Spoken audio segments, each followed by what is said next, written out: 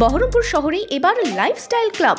Join the arena club at golden retreat. Spa, salon, swimming pool থেকে restaurant, launch বার, জেলার একমাত্র discotheque ignition. Enjoy your quality time with golden retreat. Don't miss.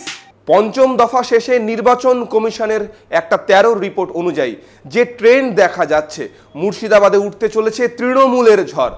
বহরমপুরে এগিয়ে ইউসুফ পাঠান এই মুহূর্তে প্রায় 10,000 ভোটে এগিয়ে রয়েছে। মুর্শিদাবাদে আপনাদের আবু তাহের খান প্রায় 18,000 ভোটে এগিয়ে রয়েছেন। জঙ্গিপুর লোকসভা কেন্দ্রে 41,000 ভোটে এগিয়ে খলিলুর রহমান। ভগবানগোলা উপনির্বাচনেও তৃণমূল প্রার্থী রিয়াত হোসেন সরকার এগিয়ে প্রায় 11,000 ভোটে। মুর্শিদাবাদে কি উঠতে চলেছে তৃণমূলের ঝড়? চোখ রাখুন।